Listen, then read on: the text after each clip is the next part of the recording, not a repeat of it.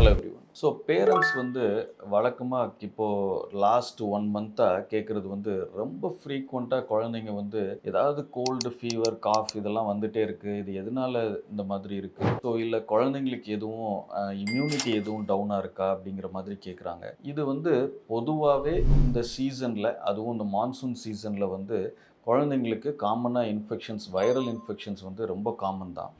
So இது எதனால வருது அப்படின்னு கேட்டிங்கன்னா, குழந்தைங்களோட இம்மெச்சூரிட்டி அண்ட் இந்த வெதர் சேஞ்ச்னாலையும், இல்ல வைரல் மியூட்டேஷன்ஸ்னாலையும் புது வைரல் பேட்டர்ன்ஸ் வரும். ஸோ இதனால குழந்தைங்களுக்கு வந்து இன்ஃபெக்ஷன்ஸ் வருது. ஸோ இதுக்கு நம்ம என்ன பண்ணலாம் அப்படின்னு கேட்டிங்கன்னா, நல்ல டயட் குடுக்குறது மட்டும் தான் இதுக்கு ஒரே ஆப்ஷன்.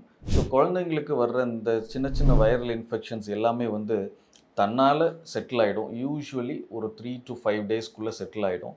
இவங்களுக்கு பெர்சிஸ்டென்ட்டா காஃப் இருக்கிறதோ, இல்ல ஏதாவது வாமிட்டிங், இல்ல லூஸ் மோஷன், சில வயிறு வலி இந்த மாதிரி வேற ஏதாவது ஃபோக்கஸ்டு ப்ராப்ளம் இருந்தது அப்படின்னு சொன்னா, நீங்க இம்மீடியட்டா உங்க பீடியாட்ரிஷியன கன்சல்ட் பண்ணணும். ஸோ இது இல்லாம ரொட்டீனா இந்த டைம்ல வந்து சின்ன சின்ன ரன்னிங் நோஸ், இல்ல லோ கிரேட் ஃபீவர்ஸ் இதெல்லாம் வர்றது வந்து கம்ப்ளீட்லி நார்மல்.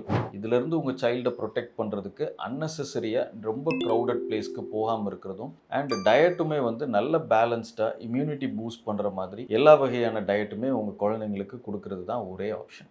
Thank you.